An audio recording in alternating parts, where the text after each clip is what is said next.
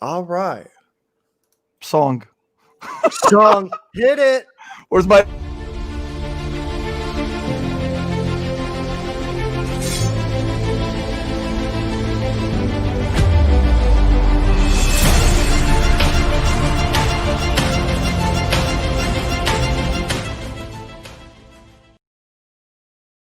Yo, one time. One time. What's up, guys? How you doing? What's going on? Thank you for joining us. Episode 28, Backlog Chronicles. We got a special one today. That's why I wanted to go live. See, we don't do the live thing like you boys every week, you know? I try to space it out so people don't get sick of my face, but you guys have pretty faces, so it works out. I mean, Mike is a pretty guy. I'm just saying, you know, but for me, I got to space it out. I'm Mo. You look good. You're sexy, baby. You're sexy. I don't know, bro. I'm trying, man. The only one that thinks so is my wife, and she might be lying to me. I'm Mo, Dr. Mo, Mokalma, joined always by my man, Mike, Machine Gun Mike. And this week, we got the boys from GameOnDaily. We got Gaz. This is where you say hello, Gaz. Hey, that's the intro. Hey, everyone. Hi. And we have Asa. Yeah, also well. hi. I will warn you guys, if you stare at Asa's background for too long, you will fall asleep. Just mentioning it. Anyway, yeah, man. So we're gonna have, obviously, you know, I mean, there's a lot of stuff that we're gonna talk about this week. More specifically, what's been dominating the headlines, you know, like a fucking earthquake. But before that, what's going on with you guys? Talk to me. I'm so happy to have you guys, man. I've been on your show like 2 or 3 times already. I'm like, man, I gotta get these guys on. Thank you for having us, man. I'm here ready to talk Cyberpunk and put you straight for all the shit you've been talking for a week. And yeah, ready to get in. Hold on a second. Hold on. You just tweeted out today that it's one of the best looking games you've ever seen. Yeah, but I'm playing on PC. I can say that. You know what, man? I'm happy on my Series X. Yeah, you really can. That's pretty shitty, but yeah, you can. Have you seen the screenshots? Have you seen the screen? Look at the difference between the screenshots I'm sharing and what Colt Eastwood's sharing. That's right, Colt Eastwood. If you're watching this, your screenshots are shit. Colt, honestly, they've been nice, man. I mean, the editing that he's been doing, at least I'm assuming he's doing some editing on them, you know, in the photo thing, the photo mode thing, and he's good with that. He's good with color correction stuff. Oh yeah, absolutely. I private message him all the time saying, "Look, you know what, bro? Just listen. Don't be a snobby asshole with your PC Master Race bullshit. You know, not the time. I was PC Master Race for 4 years, so I was part of the clan. I know how it is, and you know what, man? I flipped back to the good side." Yeah. How's that working out for you with Cyberpunk? It's pretty fucking shitty. I'm not gonna lie. Yeah, man. Asa, talk to me. How you doing, man? You know, I heard you're playing everything but Cyberpunk nowadays. You're not doing shit. Cyberpunk. I only play games to make content at the moment. There's no more time besides that. So I did. I put out a video a couple of days ago. It might have been yesterday actually, which was a whole ton of backward compatible games. So I've been playing stuff from the last decade instead. But yeah, I want more time for Cyberpunk. Oh yeah. See, I don't know what direction you're gonna go, man. You know, you're mysterious, dude. You know, you're like that suave debonair. Nobody knows what the hell is going on. You know, I can't tell if you actually like it or if you're about to just fucking skewer it like a kebab. I have no idea, and I love that I don't know. You know what the funny thing is? He's got a 3090. He can run it with full max everything, and yet he hasn't had a chance to play it, which sucks. But he's been doing those tech analysis videos. You haven't seen him. Yeah. I don't know how he does them. You have to be fucking intelligent as fuck. If he's got a games, if he's got a 3090, then I play the game. If he's got a 3090, yeah, he'll definitely be able to push that game as max as it can go. Because I think didn't they say the 3090 does 8K at 60? Definitely not on that game. No. Not on that game. Yeah. I mean, mine struggles. I've only got a 2070, but it it stays at 30. Some bits actually dips below 30, but with the ray tracing, it makes such a big difference, man. It just makes a massive difference. Like I love to see it around Aces, but yeah. You know what though? Look, man, I'm not console master race laughing at your frame rate, Kaz. I know, man. I know. But you know what? I'll be honest with you too. I swear to God, just playing it on the Series X itself. I don't know how we're talking about Cyberpunk before we actually talk about Cyberpunk, but playing it on it itself, I sacrificed the performance mode for quality. And initially it was a little jarring because I had to go, you're going from 60 to 30. But after like 15 minutes, I just readjusted. And I think to me, the image quality is just, it's better. It's definitely, it's noticeable. It's more noticeable for sure. It is. Digital Foundry recommended that as well, didn't they? Like, oh yeah, absolutely. And just the thing too is it doesn't look bad, man, because you have to keep, it's not that I don't want to be hyperbolic. It's not like you have to keep reminding yourself that it's a last gen game, but when you look at it, and it actually looks pretty decent for being a last gen game, I mean, so yeah, we'll get into that in a little bit, man, but a full disclosure for anyone that is watching. Okay. I don't condone shitty work environments. I love the game as a video game.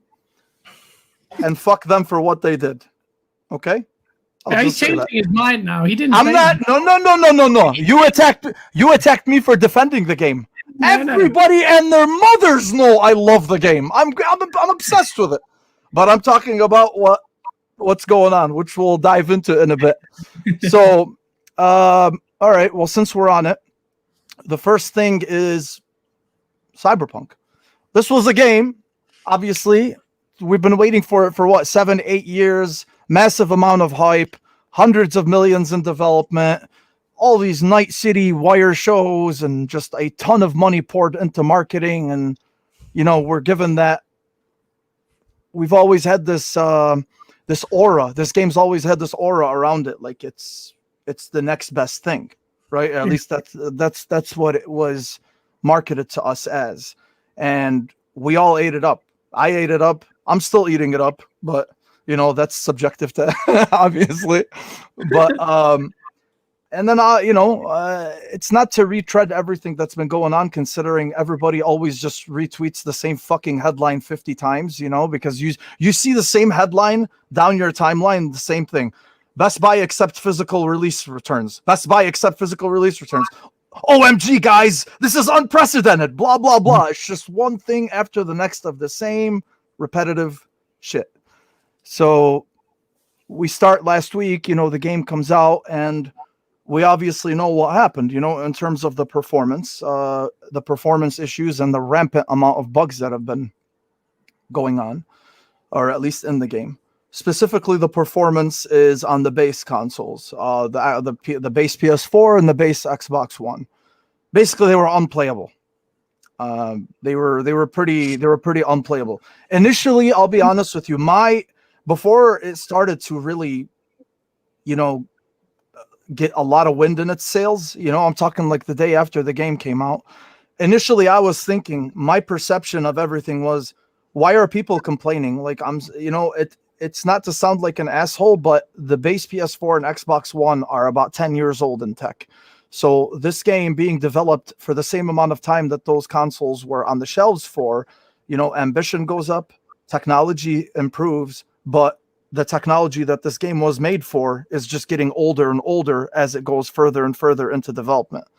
So my understanding initially was just like, I don't know why people were expecting this game to look like it's running on a 3080, so, and then obviously we know what happened. Game is completely busted up on the old consoles, except for my man Mike over here, who's the only human being in this world who I know is enjoying that game on a base PS4. You're my hero, bro. Every day, baby, every day, son. That's what, dude. I mean, I don't know if it's just Cyberpunk in general or just the way I game, or I just had that like luck about me or whatever. But usually whenever I play games and the game seems to be buggy throughout the general audience, it's like not that buggy for me. Granted, it is buggy, but it's not unplayable buggy. And I am playing it on the PS4. Like a lot of what you're saying, Mo, is like resonating with me. And I'm like, Kind of. On the PS4 base, vanilla, running like a jet engine over there. Bro, but you're enjoying it, so nobody's gonna fault you for that. But Exactly. I will. yeah, I know you will. You shit starter. I'm about to get to you in a second. Just hold on. So no, but Because the difference is I didn't give a shit at first until I started watching other people play it on PC, and I was like, yeah, that's like a big difference there. Like what I see is like it's like hard to see almost. Oh yeah, because the contrast is so high. I took the grain off. Like I didn't mess with it that much, but I was like, whatever. I'm enjoying it still. Like, I mean, once that cluster of scenes come up, bro, at the startup screen, I'm not turning it off until it shuts my shit down. Yeah, I'm so about it, dude. What that game gives comparatively is just there's a lot there. But anyways, what were you saying? no. So I mean, because I was gonna get to them about what started making sense, at the time, in terms of the reviews. People just started coming out in troves. I mean, they're just like CD Projekt Red did it on purpose with the review process, and they intentionally hid the console versions. They intentionally only gave the PC. They intentionally only had B-roll footage that was allowed to be during reviews. All the things they did. They did. It is, and that's the thing. And just to see it unfold the way that it did, again, first I want to see you guys' take on what I have already mentioned. In terms of the consoles themselves, the base consoles themselves, and it's a pretty fucked up situation, to be honest with you. And really, I feel for the people who had legitimate complaints and concerns about the consoles. I'm not talking about the assholes who are just piling on it on purpose, even the ones that are not even playing it. I mean, you guys know what I'm talking about. It's just, it's Twitter, it's the internet. It's cool to hate. It's nice to hate on something, because misery loves company. And when there's a big group of miserable people together, it helps them. So, it helps their cause. So what did you guys think of all this, Asa? The stuff that you were saying about the like the consoles getting older, it's getting further and further away from when they launch, when they get older and older. It's been a fixed spec that they've had to aim for, and that's what the game was supposed to release on like a year ago. So the old consoles haven't got weaker and weaker and weaker. So that's a massive error on their part, because these I mean, the game was supposed to launch before the next gen consoles were a thing. Mm-hmm. So this is like the true version that they've been building for 7 years. Mm-hmm. So I don't think it really excuses what they've put out. I still like CDPR. I'm still looking forwards. I mean, they've got a reputation historically. They've built up all their goodwill by doing these Witcher games and giving a ton of free content after they've released. And they're doing that again. There's an enhanced edition of The Witcher 3 coming out soon that might repair their reputation a little. But the way that the reviews were handled was very shady. Like, PC only, don't show any of the bugs, use this footage. You don't like to see that level of control from a publisher. So yeah, no, that's true. And that really falls in line with the conference call that happened, yesterday or a couple days ago, where they pretty much admitted, they're like, we fucked up. We messed up. I mean, we had completely neglected the older versions, just to rush the launch. But before I get back into that, what did you think, guys? Because I know you got some shit bottled up right here, right now, and you can't wait to let it out. What do you got, man? I've been watching you for a week, kind of defending it, but not defending it. Trying to play the whole look. defending the game. Defending the game. I'll take it to my. Oh, absolutely. I'll take it to my grave. That's a hill I'm dying on. The game is fantastic. I'm not saying it's not. But you're in your tweet. You're like, it's not inexcusable, but. And I'm like, Mo, just say it, okay? You do not like people hating on Cyberpunk. You're literally like, leave Britney alone, but replace Britney with Cyberpunk. That's not. Oh, you fucking shit starter. I see you through your. And you know what's funny is like in a way. And you said something, and I was trying to find. You tweet so much, for fuck's sake. I was trying to find this tweet. That I don't know how I find the time throughout the day, bro. I'll pick up my phone, boom. Yeah, it was really so much. I was trying to find this tweet where you said, "Look, man, it's going to be fine in a couple of months," or something like that. Is what you said. I literally got a peptic ulcer as I read that tweet. Oh, you poor baby! You got a peptic ulcer. Were you that stressed out? Yeah, stressed Tell me why. Enlighten me. Now, listen, you give it a couple of months. They had 10 years to work on it. But Let me ask you something. Did you buy Anthem? No, I didn't. Okay. Did you buy Fallout 76? Oh, yeah, Did you buy Fallout 76? This is exactly no. Did you buy Fallout 76? Yes or no? I did buy Fallout. Listen. And I played it once and it was broken. I didn't bother playing it. And the fact that you use Anthem and Fallout 76, he goes, absolutely. And in that tweet, you said, "Oh, but I bet the same people bought Fallout and Anthem." Yeah, okay. We bought it on the premise that they were not going to be broken. So as soon as I played Fallout 76, I know shit. I played it once. Played it with my mate, didn't play it again. I should have got a refund for it. But that makes no difference. Why are you saying Fallout 76 and Anthem is as if that excuses the mess that Cyberpunk is in? It makes no difference. No one's defending Anthem. The only person that defends Anthem is Ainsley, and he's watching this. Ainsley, guys, someone's sound is up in the background. Oh, sorry. Right. Is that you? Yeah, you see what happens, man? Fucking. See what happens with hype? See what happens? No, but Anthem was not the game that was sold to us by a long shot. They had they had 5 or 6 years to make it. They made it in like 6 months. They put together like it was shit. But the point is the level of the response that I have seen to this game, considering the fact that it's actually playable. Why would it be, Mo? 10 years. It's before the PlayStation 4 Xbox. This is the most hyped game ever. Everyone is sucking up to CD Projekt Red. Oh, they're the best. Why? The best. No one says up to Anthem because EA made it. Fallout 76. Oh, stop it, man. Oh, stop it. You know, listen, like I told you. Change your money, put it back on me. Because like I told you, okay, it's not the criticism of the studio heads, and it's not the criticism of everything else that has happened to the game itself. What bothers me are not just the people. Okay, for instance, I'm going to give you an example. There's a guy on Twitter the other day, Mike, you know this story because it was in a group chat that I'm with you. There's a guy, and he's like, I fired up Cyberpunk, and then I put it away. No thanks. I'm just going to wait for the bugs to be squashed. So I know this guy. Not personally, but I know what he's like, how you follow that wave, okay? So I took that and I put it in the group chat, and I swear to God, on my kids, I told these guys, I'm like, I'll cut my balls off if this guy played for more than 1 hour.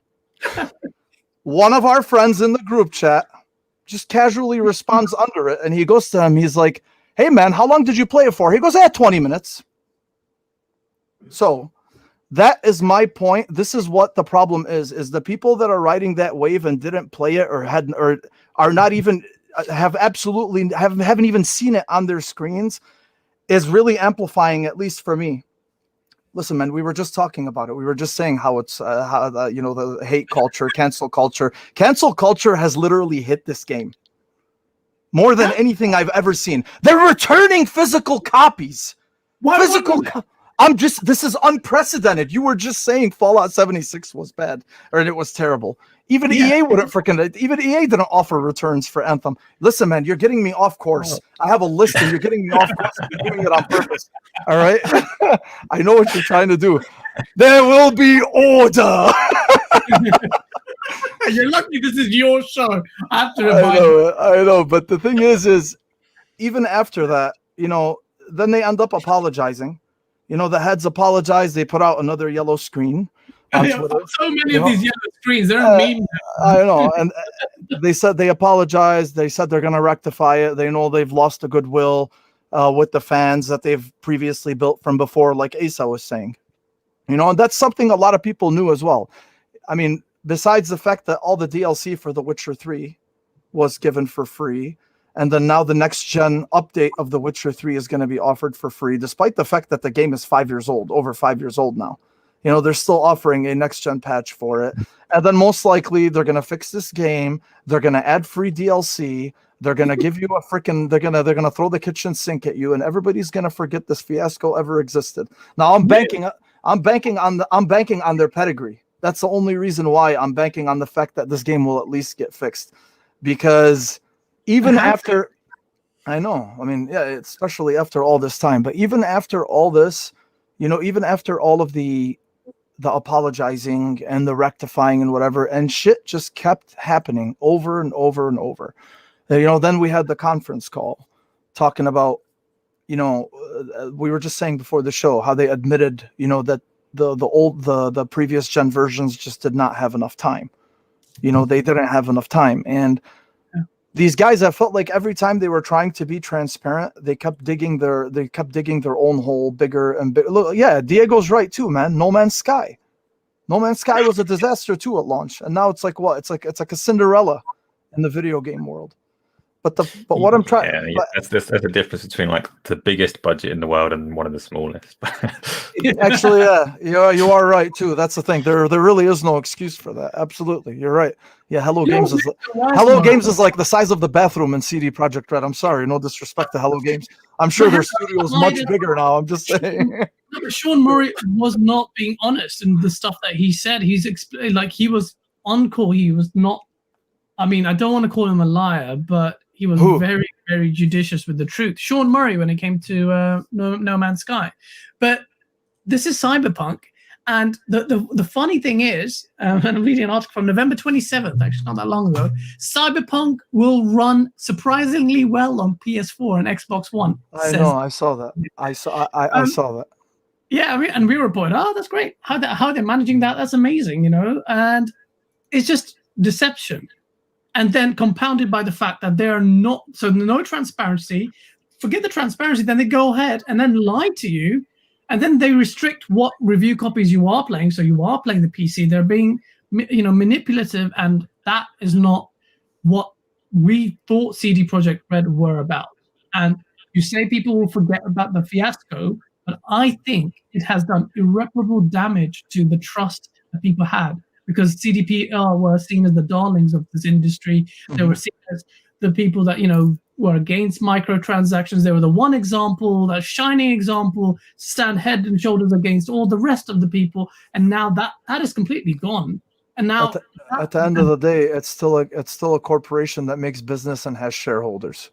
And as long as there's shareholders, that's the type of shit that, at least for the time being, you know, when everything was happening, yeah, sure, it was realistic, you know, but at the same, or I'm sorry, it was practical to us from a gamer's perspective, you know, like, oh wow, look at this studio.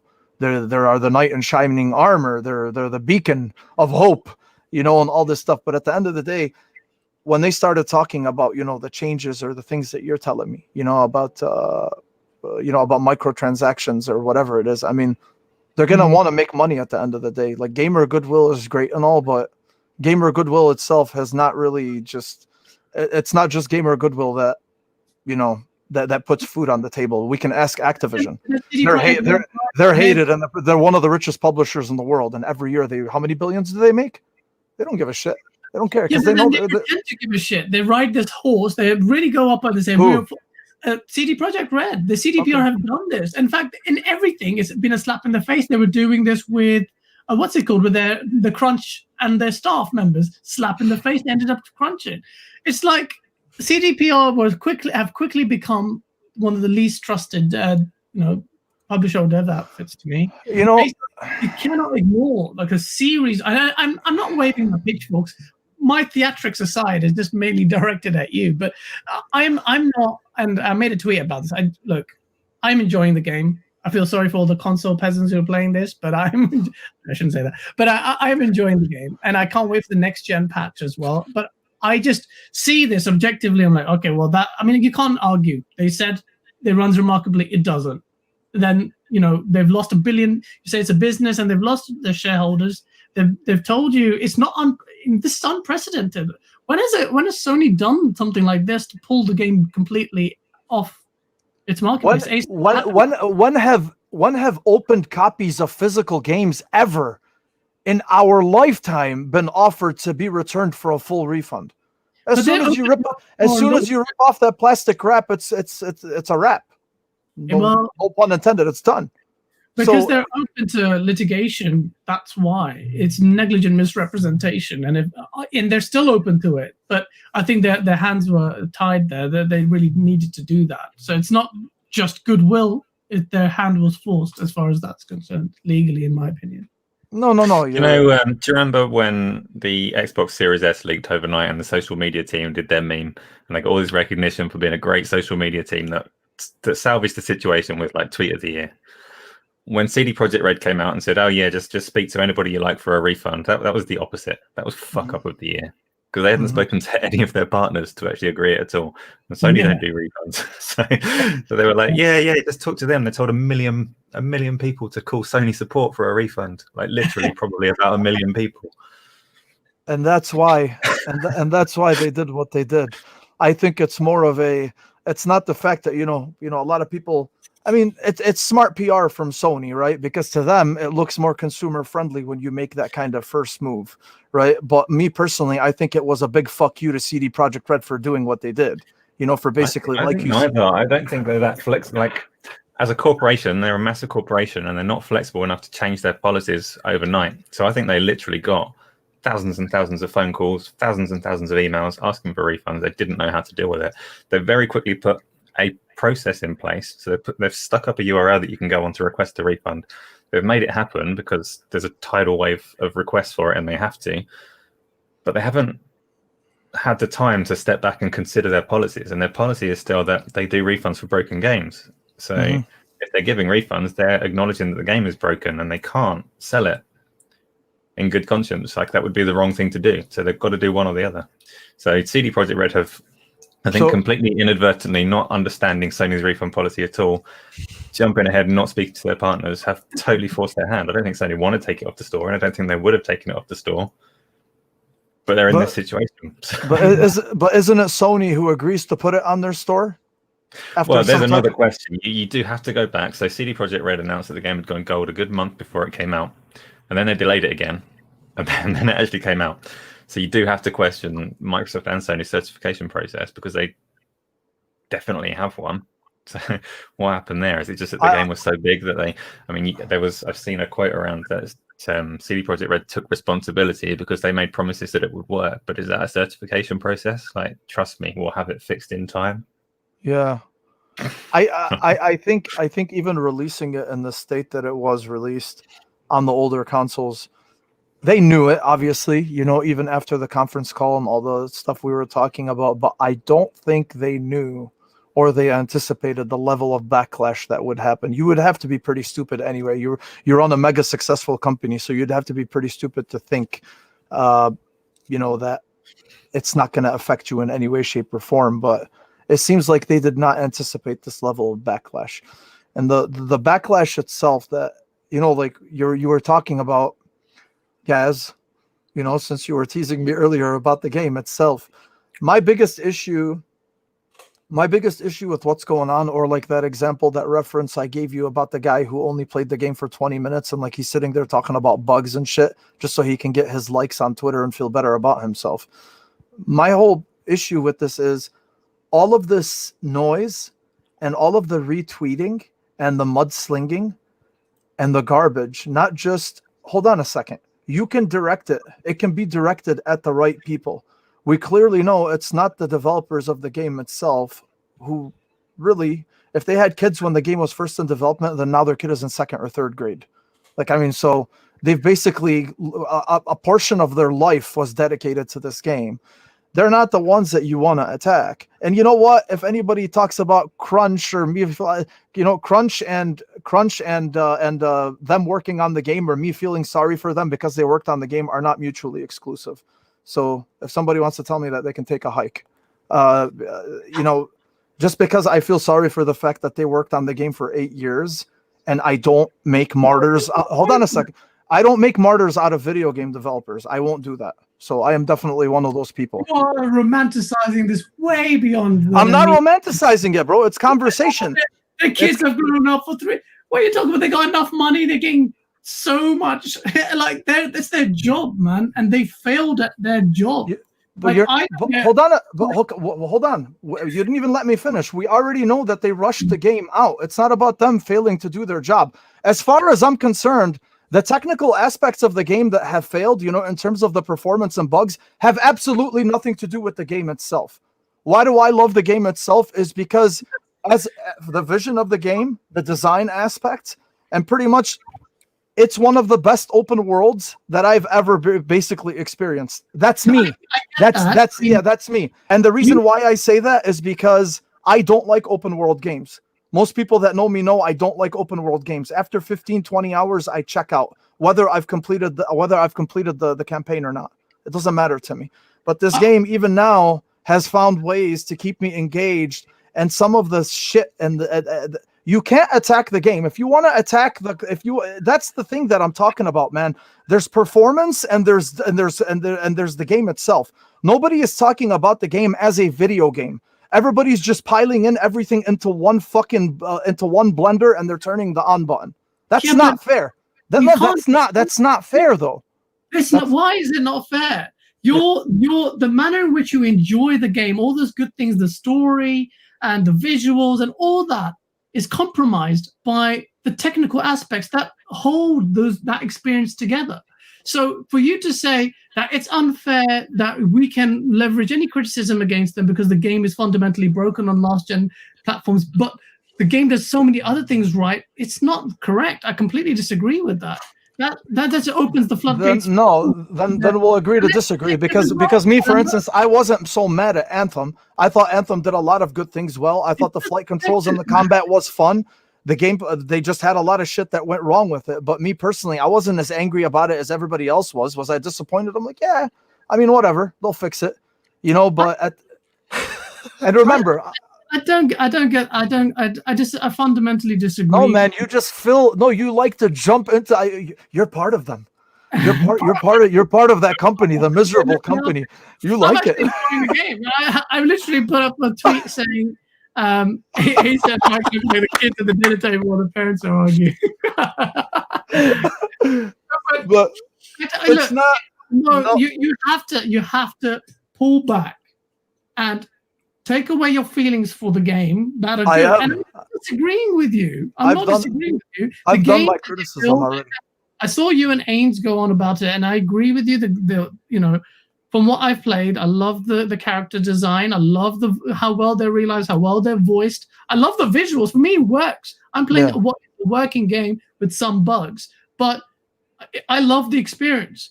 But in no way, shape, or form am I going to feel sorry for the developers that they're getting. Well, they're getting what they deserve, in my opinion.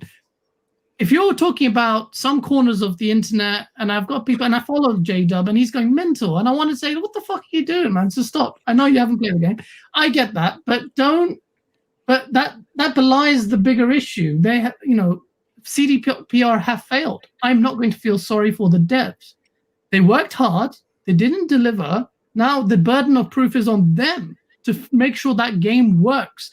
They weren't honest with you. And that's it. They've done so many strikes. How many strikes? They delayed the game. They relied on our hype. They sold the game, and then they pulled back. So you think that decision was from the actual developers and not from above, despite the fact that the studio heads were the ones on the conference call that admitted that it was their rush to shove the game out by December 10th is where the colossal fuck up happened. Eating it, Mo, because on the one hand, the developers made the game. It doesn't matter though. There's a totem pole. Okay, then if you want to talk about developers, what about Remedy? What about Remedy? Hold on. What about Remedy and Inside and the Inside Ultimate Edition situation? Isn't it 505 who's publishing the game? So do you think that was Remedy's decision, or was it the publisher's decision, or was it the higher ups that we're talking about? No. Remedy works. You're blaming the developer. I'm saying you're blaming the actual developers for the games. Dude, you're really throwing me off right here. Okay, so I know you're doing it on purpose too. That's the thing, and I'm really you poor thing. Look at him. I'm not. Look, I think you're. Look, the game being broken is on the developers. It's not the publishers. No, there's a hierarchy, and if your bosses at the top of the studio tell you, "Shut the fuck up, we're releasing the game on December 10th," you're gonna eat shit and you're gonna do what they say. And you know there's hierarchy in the corporate world. Bro, just stop it. Stop it. You're saying you'll never blame the developers. Did you say the developers are never accountable for a game because of this mythical totem pole and the Illuminati are sitting at the top of this board, and you will never blame the developers? Is that what you're saying to me right now?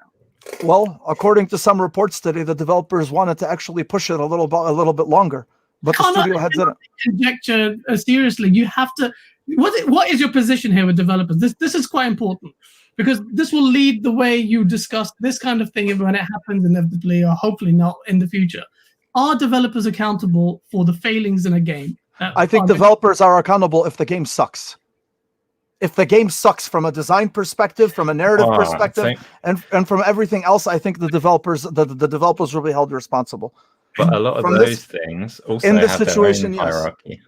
Yeah, they do, and they do have their own hierarchy. The story and the architecture and the systems that are there, they'll be designed relatively high up, and there's a whole load of developers that actually put them together. So I think the obvious answer is that accountability is very complicated, and from the outside, you can't really see all the details of where everything lies. Yeah. But to say that, I mean, obviously we can see there's been some very dubious decisions higher up, but I don't think you can just say blanket statement, all of those devs did their best. They probably, I wouldn't go to any individual person that worked at CD Projekt Red that had a particular job there and say, you fucked up, you're not very good at your job, because the pressures are real and those have come from higher up. But you also can't say, great job, you've smashed that, that's a perfect game, developers, because it's obviously not as well. So there is, accountability is very difficult from the outside.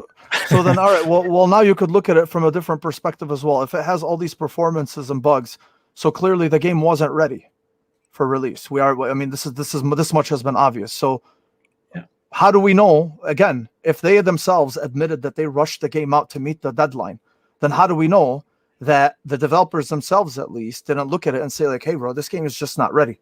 We're still ironing. What the fuck? Let me ask you something. What did those 3 weeks of delay do? Honestly, what did those 3 weeks do? But if you are the higher up and you've got this dev team and you've given them 8 years, you've set these targets, you said, I want this delivered. This is the game. This is the design. These are the systems that Mo's going to like. This is what I want you to deliver. You've got 6 years. And 2 years later, they still haven't done it. Then whose fault is it? Yeah, man. Yeah, but again, we don't know. But you still don't know how do we know how many layers to the game they kept adding? It's been this is my position that you can't. This is my position. That's from the outside, you can't see the accountability. No, yeah. No, that is. But the thing is even as the years went on, like we were talking about, game got bigger, ambition went up. How do we know how many layers there actually were to this game, as the years went on? It's like, oh no, we're going to add this. We're going to add this. We're going to add this. To be honest with you, this game needed a 10-year development cycle if that's how we're looking at it, because they could have just went bigger and bigger and bigger. And now they're talking about, lack of features. Car customization is not in the game, which I don't really care whether it's in there or not. I'm sure it makes it better from that perspective, but I'm not really much of a car person anyway, so it doesn't matter to me, about car customization. But the point is, look, man, I'm not going to sit here again. Look, I know we've been arguing and it's fun and whatever, and you guys know me. At the end of the day, I'm pretty practical, and a lot of people think I'm an asshole because I'm practical. Everything that happened is shitty. There's no way I can deny it. Yeah, it's funny. I love the game. Ha ha ha. But at the end of the day, it really fucking sucks, because I really am being honest right now and saying that when you're playing it, like, there's so much good when you're actually playing it. You're just like, man, like, I wish just more people were able to actually see this instead of everything else, instead of the shitty bubble that's surrounding it, because the shitty bubble exists for a reason. The whole process has been fucked up from start to finish. Some people I've heard, they were just like, well, they had to optimize for 8 different consoles or 9 different consoles, blah, blah, blah. It doesn't matter. It doesn't matter. So I get it. Yes. I'm with you from that perspective. I'm not saying like, oh, it's just the studio heads and the developers, or the developers. No, they're untouchable. Again, I don't make martyrs out of developers. I never do, and I never have. So I realize everybody has a stake in this, and everybody, and they all, somewhere along, somewhere down the line, a lot of people ended up fucking up their job, and we have the situation that we do now. And it just sucks, man, because it really just sucked the air. I really feel like it sucked the air out of the biggest release of the year, at least because we've been anticipating it for so long, and like now it just feels empty. Like you're enjoying it, but you're kind of like, it's empty. At least I think so. Like, I mean, you're not getting that level of excitement that you thought was going to happen. And it's just really sad that that this all happened now. And we have what we have today, the refunds, the unprecedented refunds on physical copies. Sony makes a move. They say they pull the game off of their off of their store. Xbox makes a move, but they don't pull the game off of their store. And now Best Buy is offering refunds, for open physical copies. It's unprecedented. And even though, we were joking around and we were talking about Fallout 76 and all this stuff earlier, that's pretty crazy though. Like, honestly, I think we've all been gaming for most of our lives. None of us have ever seen anything like this before. I at least I haven't, and there's been a lot of buggy games. Go ahead. I'm pretty sure Microsoft did. So Microsoft, obviously, they're slightly different to Sony in that Microsoft do have a pretty reasonable refund policy on their digital store. So for them to step back and say, hey, we're going to flex this a little bit is a different proposition to Sony saying that they're going to do one thing or the other. So for Microsoft, they have the option to do exactly what they've done. And I don't think it is their first time. I think they have offered extended refund positions before, possibly on Anthem, but could be wrong on that. Sure, there's been some games that have had a pretty harsh reception that Microsoft have extended the refund window for in the past. And in fact... But to this extent though, Asa? Well, so we don't really know what extent. They've said it's like until they say otherwise. I think what Sony have done is pretty unprecedented, and I think their hand was forced. I think what Microsoft has done is kind of more business as usual. Of course, Microsoft have already been pretty good on refunds anyway. You've always had that 2-hour window. In fact, like quite a different example. So apart from Sony, almost everyone has that very, very similar refund policy that you get 2 hours to play it. And there are actually complaints on Steam about Flight Simulator because Flight Simulator had this 2-hour window. But the way that you bought Flight Simulator on Steam, you bought it and that gave you the launcher and then it downloaded the game. And that was eating people's 2 hours. And then they were getting onto the game and finding they couldn't play it properly. So Steam said, actually, we're going to flex the policy on it. You can have a refund on Flight Simulator if it's not working on your PC because it's just a thing that they can appreciate and they can change easily. Microsoft can do the same. It's Sony's stubborn policy, and CD Projekt Red speaking out of turn, and they really did speak out of turn when they said that.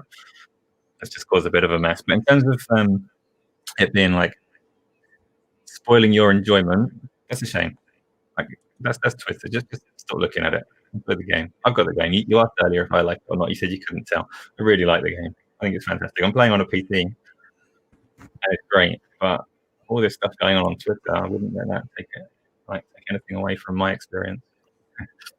No, man, that's good. I mean, me personally, dude, I recognize, like I always send these guys messages, like the other day when I was doing a mission and there was a floating body in the middle of the elevator, like that shit. I mean, it's there. There's a lot of stuff that's there, but my experience on this Series X, it's been fine. I was just telling you guys before the show or when the show started, I don't even remember, but again, none of it is an excuse, at least for the older consoles. And, for the people that were even discussing or talking about like, oh, they shouldn't have released it on the PS4 and base Xbox One. They should have just released it on the next gen consoles.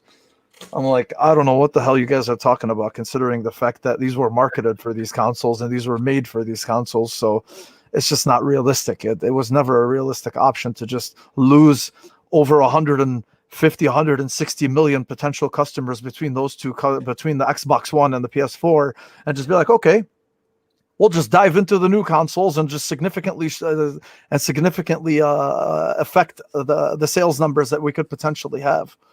So I don't agree with that, but I don't know, man. It's I've already told you, like me personally, it's not, all this is not affecting my enjoyment of the game at all, but it just sucks that, for something that was supposed to be celebrated because so many people were waiting for it, it got really sour and it's really shitty. So how they're going to fix it, I don't know.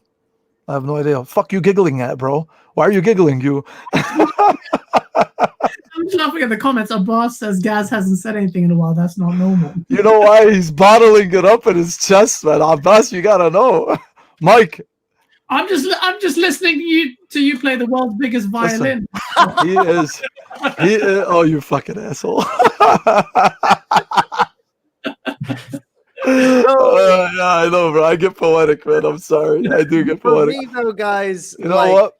It's hard for me to. All right, so I'm playing on PS4, and everything that both of you guys brought up, I literally am split down the middle. I've had this conversation before, matter of fact, and if I were, it's one of those things where you got to commit to one side or the other side. Not really. Like, you can understand, but it's more like an internal choice. Like, you can understand that there's flaws and there's fucked up stuff. I'm still playing Avengers, by the way. And this is literally, and I've been having this same conversation with that game for like the past month between people. Like, who to blame, why it's fucked up, what is good about it, so I could still like make up reasons in my mind to still enjoy it or whatever it is, and it's just one of those things. It's an internal choice that I think that you gotta make, and it is every time that this is going to come in conversation, it's like you got to explain yourself. Because if you sit there and you openly literally lean to one side, they're going to be like, I mean, obviously everybody, so I get it. I get what like side you're on. And it's like, yeah, I'm on this side today because I just don't feel like explaining myself, kind of, because it's like very complex, a lot of moving parts that, as like from my perspective and my position, like it's probably hard to understand with all the people involved and what's going on. Like, you start talking about publishers and stuff like that. Like, that's just beyond my realm. I don't really give a shit because they're just a bunch of dudes in suits making decisions that they've been making for like 20 fucking years or whatever. You know what I mean? Bunch of old dudes basically that I can't relate to is what I'm saying. So it's tough for me to really sit here and say like, this is where it fucked up, you know? At the end of the day though, like, because you want to get into individuals and was $80 enough? Was the hype worth it? And you get into these type of questions, it's really hard to, it's a tough terrain to navigate in, is all I got to say about that. Even on the PS4, I am enjoying it. And that's only probably because I've been playing a lot of video games for my whole life. And I just kind of understood what this game was. Like, the moment I started gameplay, like there was a chick's legs totally missing on the bar. She was like sitting down and it was just like jarring. You know what I mean? And I was like, okay, whatever. And then I've had some bugs. I've had it crash 3 times out of my like 20 hours I've played it. Luckily, they were all on the times that were like late in the session. So by the time it crashed, I was like, I'm fucking done with this anyways. But then it's like, whenever I watch videos on it about tips and tricks and stuff, I see PC gameplay. I'm like, damn, that's clean.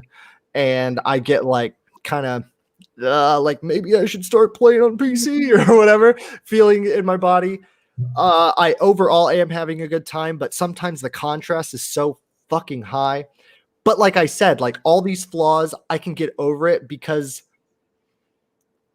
I don't know. It's so new to me and it's so fresh and different to me. And I get this feeling that I pull from a lot of other entertainment that I like Judge Dredd, like Fifth Element, like even Metal Gear, Batman Arkham Knight. I get all these vibes to me. And at the end of the day, I really don't care if the dev is like, I mean, I'm not trying to sound, oh man, you know what? That sounds pretty harsh or whatever. But honestly, though, like the truth is, like, I'm not sitting there thinking like, oh man, I hope that CD Projekt Red dude is doing okay. Like, yeah, no, not to that. No, not to that extent. Yeah, nor do I care. You know what I'm saying? Like, so no, I'm not thinking that intense. But would it be cool if I got a better version of it? Hell yeah, yeah. You know, is the hype everything that what it was set out to be? No. It's literally The Witcher 3, but like first person, and it's like futuristic. Like that's all it is. Like this game's not really changing anything that I haven't seen before.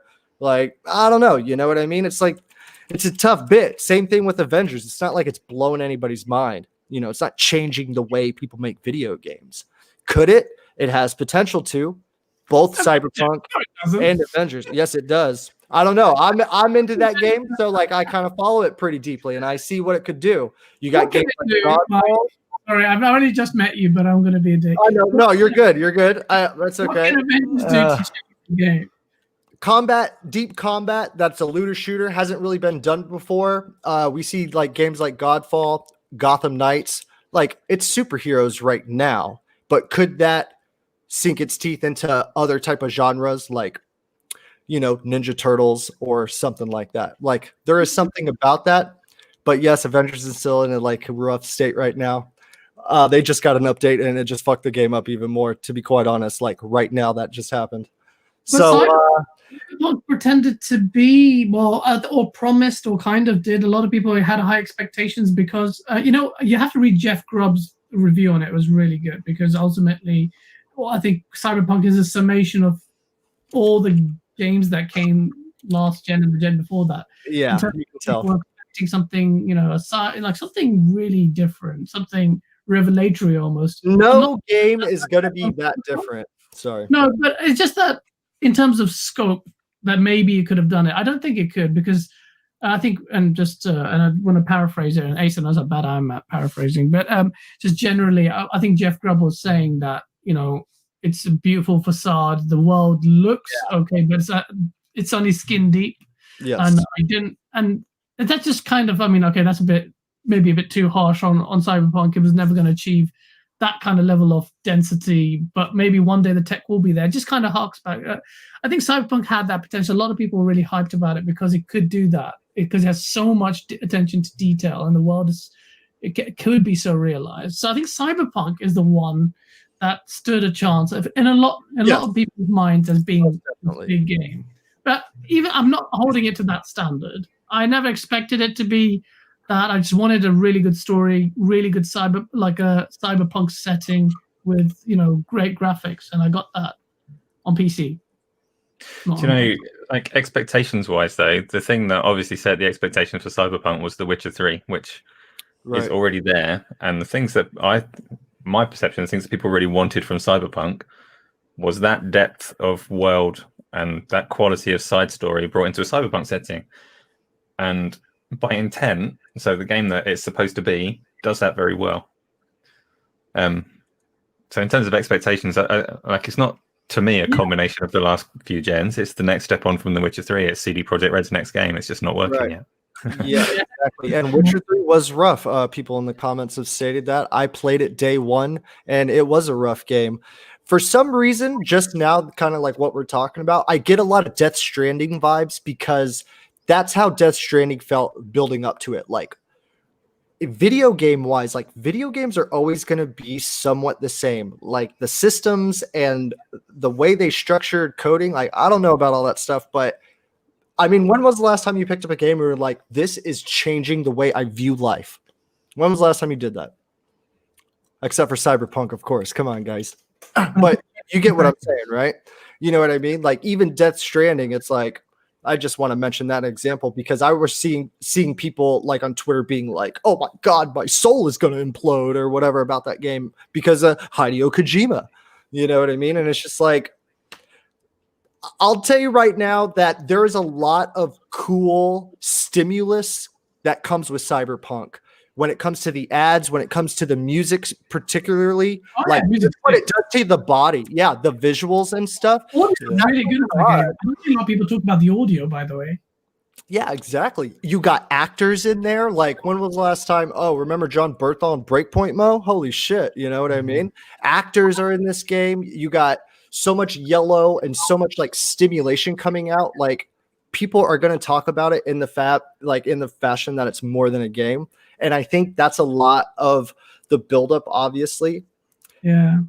And then, I mean, so I was super in love with it. And I was like bragging to my wife on how cool the game was and all this stuff. And then I like read that sorry tweet, like, oh, we didn't tell you guys it was fucked from the base models. And then she was like, oh my God, is your heart broken? I'm like, yeah, because that's actually fucked up. Like, you can't overlook that. Due to the fact that it's like, man, dude, just like with Avengers, it's like, I love it so much, but you can't overlook the fact that these devs were like rookies in whatever they were doing, but it's a little bit different. It's different with Mo Cyberpunk. wants everyone to love the game. If they don't, he hates everything. That's not true, you freaking asshole. That's not true at all. If you hate the game, I don't give a shit if you hate the game. You can hate it. I mean, no, but the problem, no, man. I don't care. I've never been like that. I don't give a shit. And if you know me or you don't know me well enough, clearly, I don't give a shit about whether somebody hates something or not. It's just you want to provide reasons why you hate it, instead of just listen. I told these guys right after the game came out, I swear to God, I'm like, this game is going to get The Last of Us 2 levels of hatred you have never seen. I told them, Mike, you remember that too. Oh, I told you as well. I was laughing at I said this game is going to be that shitty conversation starter like The Last of Us 2, where it's either you love it, and you're weird if you love it, but you're normal if you hate it. So controversial. Right? Oh my God. Come on, man. Like for sure. It's ridiculous. Like if you want to pile on the game, then provide reasons why. Right. Give me reasons why. But I always do think like chitter chatter's always good and stuff. But then in a few months or in 6 months or whatever the case is, when it is good, if it does become good, then what? I mean, I'm not sitting here like, whatever, but it is like one of those things was like, all right, so now it finally potential, but then will people still hang on that whole like, yeah, but it came out shitty in the first place, so I'm not liking it, even though it's No Man's Sky. Yeah, right. Doesn't matter. I understand budget difference, right. Studio size, whatever. It doesn't matter. At the end of the day, people still gave it a chance, and they're happy that they gave it a chance. And look where it is now. Yeah, but another example, interesting one because it's got both sides to it. Sea of Thieves still has a massive group of people that hate it and a massive group of people that gave it a chance and like it a lot, and obviously people that actually gave it a chance and don't like it. But in terms of this damage done, it will definitely linger with some people. There'll be a group that hates it forever. Oh yeah. That's gonna happen. Understandable, because like with No Man's Sky. With No Man's Sky, that was my number one most anticipated game. It really was. I thought it was going to be something. I mean, they touted it as something so revolutionary almost at the time, and then all that stuff happened, and I never went to the game. I'm not saying that the game hasn't improved. I haven't actually bothered to play it now, but it kind of left a distaste in my mouth. Cyberpunk hasn't done that, by the way, but it left a distaste in my mouth, and I never went back to it. Maybe one day I will, but it's just like it's kind of like the veneer is cracked, the facade is collapsed, and I'm like, ugh. The veneer may be cracked, but look how much goodwill they've gotten. I'm not ignoring that. I'm not ignoring that. And they kept like you can't quantify it, but it's a feeling, and it's I know what you mean. And it's kind of gone to the backlog. This is the Backlog Chronicles. You'll understand that once it hits there, then there's a challenge to hit that back, especially with content creators, especially Acer. Acers do so much, and I'm trying to get there to do this kind of content, but the backlog will grow, and things like this will inevitably put Cyberpunk in the back burner for people. It might have lost a lot of goodwill and just a really sour feeling with it. And they might miss out. Like I may be missing out with No Man's Sky, and it's just a natural thing. We can't judge them for that. Because then you start asking questions, what would it take for other people like you to come back? Well, I mean, after 2 months, whenever new games come out and you're spending your time doing other things, now you want to pick up a 170-hour game? Maybe not, Well, they have to make it. What's interesting though about CD Projekt Red's like the goodwill that they kind of garnered was from their time on the PC. So they did The Witcher 1, did The Witcher 2. Then they did the console releases of The Witcher 2. And when CD Projekt Red said that they were going to release The Witcher 3 on consoles at the same time as PC, their PC fan base were like shitting bricks. Like, don't do that. Don't make a deal with a publisher. You're going to do this with Namco. This is the end of CD Projekt Red. All this stuff that they've done that's good for gamers is flushed down the toilet. They've got a publisher now. And Witcher 3 turned out one of the most popular games around. Like, it's revered. It's a great game. But I guess it was just a bit delayed, and they were right. They should have stuck with PC. Yeah, they should have. Old standard. Say, sorry guys, but we want to deliver a sick game. We don't want to make compromises. This is a very hard decision. Yeah, but what made me realize more? Oh my God. Can you imagine if this happened to Halo? If Halo launched in this state? Oh my God. And Again, that's it why I'm did. so You must grateful. have cheated. Halo was just revealed, and a shitstorm happened, right? It didn't even so. It downgraded when it was revealed. Can you imagine if it didn't? Oh my god! So I pray for Halo's been it's been gone through the kiln so much that whatever happens, it's fair game. Well, at launch, but Cyberpunk didn't have that kind of negative energy coming to launch. So this is why it makes it really, really painful. That's exactly that's a great point. I'm sorry, Asa, just hang on to your thought. That's why, bro, because it had all this positivity behind it, and that's why everything just seems so shocking. Especially today. Holy shit. I'm like, bro, this is insane. And maybe I'm out of touch. Maybe I get the fact that no, I'm talking about in terms of I know, man. I'm talking about in terms of like the older consoles, right? Yeah. I mean, okay, so I'm lucky enough to play on the new ones, and at least on the Series X, my experience has been fantastic, right? So it's kind of, I don't know, man. I understood it, I mean, and especially because you have to remind yourself that, hey, man, not everybody has the new ones, right? There's still 120 million PS4s out there. There's still 40 or 50 or 60 million Xbox Ones out there. There's still a lot of people out there who have not upgraded yet for various reasons.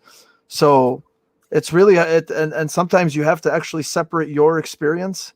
You have to kind of draw a line in between and be like, okay, that's really where practicality comes in. That's where you're just like, okay, shit, yeah, it's a disaster. And as far as what they can do to improve it, Mike, you made a good point as well, because you said even if they do improve it, like, okay, for instance, the people that have the next gen consoles now, their incentive to play the game again is going to be the next gen patch, right? Let's just say the game was fine, right? Let's say the game was released fine and everybody's playing it and having a good time with it. And then you put it down at the end of December, at the end of January. And then you're just like, all right, I'll come back to it later. They left an incentive for you to with the next gen consoles as far as the next gen patch. So there's a lot of people that were like, oh, when the next gen patch comes, I'll start a second playthrough or a third playthrough or however many. Right now, as it stands, there's still that incentive for the next gen consoles, but considering the hundreds of millions of consoles out there, what incentive are you going to give people to come back to the game? That was actually a really good question. I think that was a great question. What do you think, Asa? What incentive can they possibly give people to make you go back to the game? If right now, if you're just completely pissy on it, or as Ainsley says, penisy, if you're completely penisy on it, how are you going? What can they do to make you come back to the game itself? Honestly, like, what do you think how can they improve that goodwill besides fixing? Fixing is not going to be enough. We know that. Fixing the game is not going to be enough, and we know it. What did I do? I don't know. It's a gargantuan game, so I don't know that they do need to do more than fix it.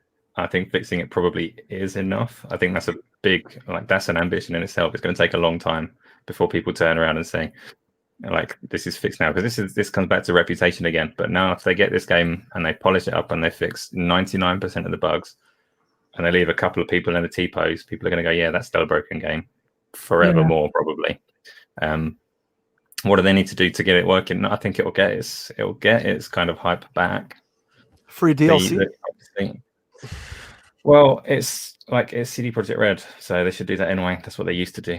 Obviously, they've got their multiplayer planned. They're going to have, I guess, from a PR perspective, they should try and make. They've talked about patches that are coming in January and February. You've got this next gen one, but they should try and make an event of a particularly large patch to invite people back. They'll probably do that more than once, to be fair. But the people that have been pinning all their hopes on it for the last 2 years, most of them probably want to come back at some point. So what do they need to do? Not much. Fix the game. I think Fix long the term, game, I think it will be. put it on sale.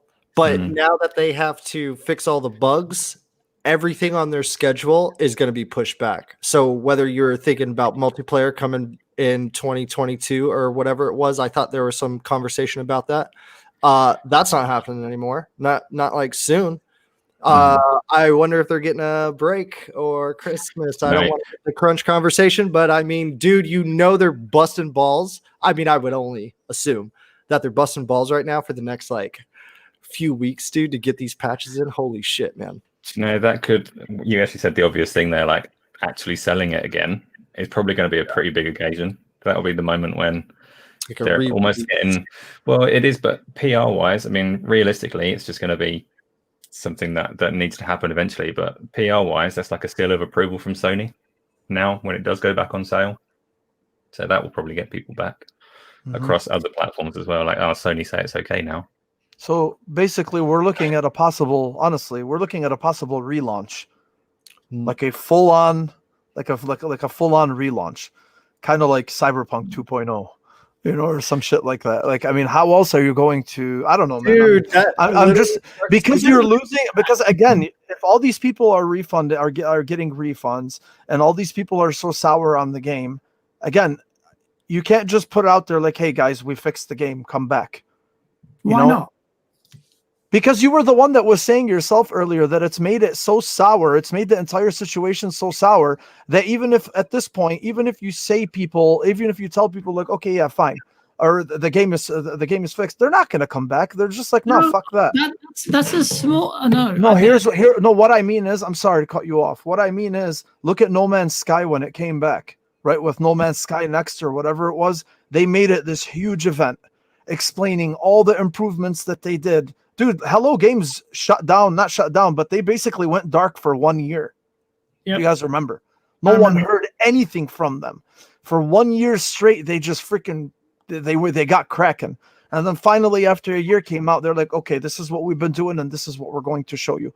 Now, I don't think this game is to that point. I don't think it needs another year, but I think they're going to they have to add some type of spice to it. When they do bring it back. Like speculatively, if they do that, if CD Projekt Red decide they're going to go pretty much radio silent for quite a long time, and they're going to improve the game and they're going to relaunch it, that puts Sony in a bind. Yeah. Then what does Sony do with the release of the game? They've got like an 8-month Cyberpunk exclusive for Xbox because of this whole situation or something. Yeah. That is true. It'll be interesting to see how it plays out. I don't know. Yeah, you're right. Whenever I hear Cyberpunk 2.0, man, it's like it's a shame that it falls in all those games that need 2.0, like Anthem, Avengers, like all those games that could have been Titans, like have fallen miserably, man. And yeah, Anthem's getting reworked, and that's a game where I feel I don't know, it was just pretty basic. I mean, except for I liked it. Let's just say that. Whenever 2.0 comes out, I'll be like, yeah, I'll give it another shot. But with Cyberpunk, because of the way I'm playing it, which is just like peppered through my nights and stuff, I'm still having issues, by the way. I just want to like make everything clear as all. If I have a game-breaking bug, I probably will come back to it just because the Cyberpunk vibe and the feeling that it gives me like overtakes everything else. Like it's just an emotion kind of thing for me. I like the dirtiness and the grittiness and all that kind of shit. It's really. But when it comes to all the human side of it, like that real world people part of this game, it's like, nah. When we were joking around earlier and talking about the game and whatever, Mike, do you remember, I don't know how many episodes ago when I told you, I'm like, dude, this game is going to be so big. There's so much shit in it to do that I think I might actually get overwhelmed the way I usually do with open world games, and I might just quit. Right. I'll stop. Right. You remember that? And this is really that is my point, right? Because for an open world game to basically just keep me engaged, because it doesn't, when I do side quests or whatever it is, I never feel like I'm wasting my time personally, because a lot of the side gigs they have, they're worth it, whether from a loot perspective or from a narrative perspective or whatever it is. I don't know, man. There's just a lot that we can talk about the game in terms of design, in terms of writing, in terms of the city, in terms of the characters and the story, and again, on and on. But it sucks. It does suck. It does suck, man. It does suck because you hate to see good games, especially the ones that you like. You know what I mean? Just get the shit treatment. And right now, Cyberpunk is going through the ringer. I mean, I'm gonna play it still. I'm gonna play it still. But the unfortunate thing about playing Cyberpunk for me is that I'm praying. Like, I got that little tingle in the back of my neck that doesn't go away, where it's like, I hope I don't get a game-breaking bug. And I'm not gonna lie, today I kind of considered it. Like, should I refund it just to be safe and like really experience it whenever it's, you know, all dolled up and fixed up? And I am still like, when I think about it, I'm like, I can't have those thoughts. I can't have those thoughts, or I probably will. But I like it. It's a 60-40. I like it 60 and I don't like it 40. So I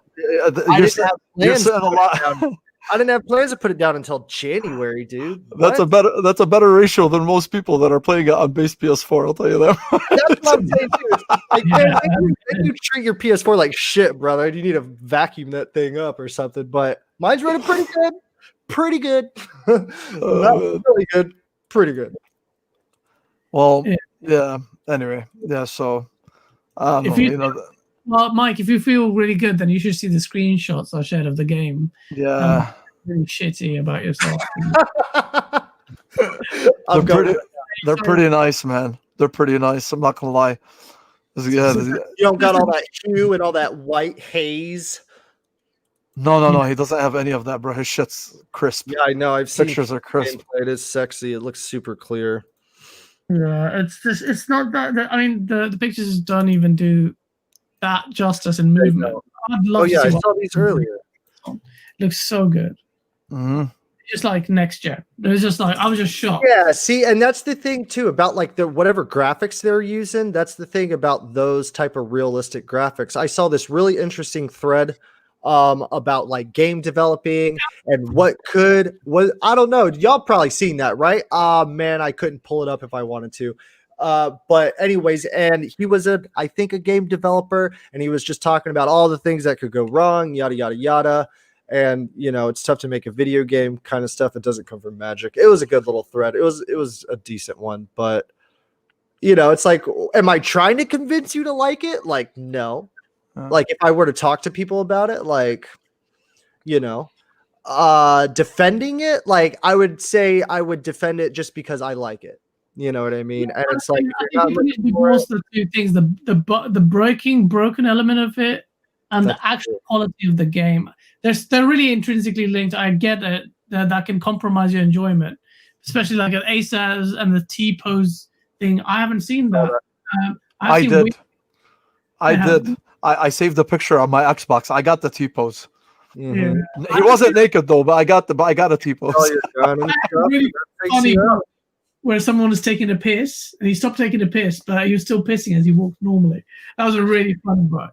I've recorded it. So, okay, I had one moment. It wasn't a fuck up. It might have been a glitch. I'm not sure. The moment I could enter and roam around an open world, a dude, I thought this was in-game suicide. Like, oh, NPCs are like falling out of the businesses, you know, the corpo world. And this dude just fell. He's like, oh, boom. The moment I could start free world play, was that like an event to have any of you guys see any bodies fly out of the sky and just like, I thought no. I was like, that's so cool, bro. They're putting it like, oh, I'm so businessed out, like I'm committing suicide. I was like looking up and stuff. I don't know. I wish I recorded it. I was looking for it last night. I've never heard anyone have such a positive like reaction to suicide, but we didn't mean it like that. Come on, stop it, bro. Stop it. Don't be a sourpuss. Come on. No, but that's definitely a bug, Mike. I can guarantee you. I posted a picture the other day on Twitter. I'm driving that red car. I don't know what the hell, whatever it's called. I just clipped through the ground, and then when I clipped through the ground, and then when I got out of the car, because I couldn't get out, I couldn't move the car at least. So when I got out of the car, I fell through the bridge and under the bridge onto like onto the ground, and I'm just lucky I didn't die from the impact. But there was no other way to get out of the car. Yeah. But I mean, still. I saw that. Colt Eastwood liked to have pictures. That was so random. But that kind of stuff kind of breaks the immersion. But when it does work, it gets you so immersed into it, makes you want to play the whole thing in VR. When VR finally catches up, Ace or not. the shitty stuff that you enjoy. It really does. I just like, when they did the brain dance, like I went to this club where they do the brain dance sequence. The club is sick. And it's just like, oh man, I wish there was a real club like this with these kind of aesthetics. But then I just thought to myself, man, I'd love to get immersed into this world with a VR headset, like really go into it. Because ray tracing makes, I was so naive about ray tracing. It is amazing, by the way. I love how you've got black hat and a black headset. I've got a white hat and a white headset as well. This is how I view all my porn, ladies and gentlemen. No, that's not true. But yeah, only some of it. Not bad, bro. Not bad. Yeah. Yeah. Look, I don't want to labor the point. I don't want to be a lot of like. I'm just kicking jokes with you, Mo. I know, man. Of course. Come on, bro. I actually love the game. I'm enjoying playing the game. I literally was playing the game before I came here, and all I seem to be able to do is just take screenshots because it's just so nice. I just stop, take screenshots. When people are talking, I take screenshots, forget what they're actually talking about, which is a big problem for me because I want to get immersed into the game. But it's so beautiful. I just want to just take. I'm like a tourist. What do you think of the RPG elements at least? Because that to me, I'm in love with it. Look, my biggest problem with the gameplay itself, there's a lot of little besides obviously the obvious that we've discussed. In terms of the gameplay itself, just there's a lot of little quality of life improvements I think they can make to make it flow better when you're playing, so you don't have to pause and unpause and pause and unpause. What do you guys think of that? I can answer for Gaz here. So Gaz has no opinion on any of these systems. He walks around Cyberpunk thinking that will wind up the console gamers. I'm going to put it on Twitter and just take another picture. And everyone goes, there's some ray tracing. That'll get them. Takes another picture. Oh, man. I just think of Mo. I'm just adding salt in his wound. Hey. Why, bro? I feel like I'm adding salt in people's wounds every time I talk about the game. Hey, you hate it? Great. I know. I think there are people jumping on the bandwagon. You know what it's like. You know what the mob mentality is. But strip that away, people will enjoy. You don't need. There's not a massive puzzle that CD Projekt Red need to solve to make sure that they win back gamers. They've done irreparable damage to their studio, but like Asa says, one big event or one big patch with the game substantially improving what's come before, it'll be fine. Especially, and they've got these kind of milestones with next gen. It's that next gen patch, and when that comes out with all the bug fixes and it looks significantly better than what you're playing now, that will be it. That could possibly, depending on how they execute it, their like redeeming moment. So I'm not that negative about it. It's just bad that PS4 and Xbox One get. But I do say sorry, Mike, but you know what? That's some old shit, man. Get out. I have a Pro, and I like switched my save over to it because I was like, I'll try it on the Pro just for the show, and like I'll make a comparison. I didn't even fucking do that because I was happy with what I had. But generally, I'm a fairly simple dude. Like I said, I'm still playing Avengers, my friend. So yeah, it is, bro. I haven't made it to that level yet where it's like melting my eyeballs out, So I don't even know what the good is yet. But yeah, I feel you. I've seen it, and boy, oh boy, I've thought about buying a few games for PC since. What about ever since League of Legends, bro? Yeah, very different game. Yeah. Hell yeah, League, baby. Anyway, yeah, bro. I don't know. Again, we could keep talking on and on about this. The only thing in your agenda, because we've spoken that's about the only thing I brought you here for. No, the other thing is actually I wanted to get Asa's take on this because he's the tech guru on all these things. Stadia's what do you think of Stadia's spike in traffic? Because of the fact that this game ended up being, what was it? Was it the second or the third best version you can play was on Stadia? And did you see like those graph comparisons about the traffic on Stadia? Comparing it to a couple days before to the day it launched and whatnot. They are contributing to Cyberpunk, are they? That's interesting. Have you used Stadia yourself at all? I have no idea what the dashboard even looks like. I'm not gonna lie to you. weird coincidence. I tried to launch it today 3 times, and it just blue screen of death to my PC, which was unusual. Really? It used to work. I've had it in the past and used it just fine. Didn't like it today. Stadia is actually pretty good, but it's not a replacement for playing at home. Cyberpunk doing well on it. It's a big game. Cyberpunk's going to push. I'm sure there were a bunch of console sales as well as a result of Cyberpunk coming out. It's a good option for people, but Stadia is not going to be. Gaz has played Cyberpunk on Stadia actually, so you probably should have gone to him first. But oh shit, I didn't know that. I had no idea. Yeah. Okay, so what did you think of it? Everything. You retweet everything. We didn't see my one, but you do. I know that is true. Yeah, I did, and a very bitter argument.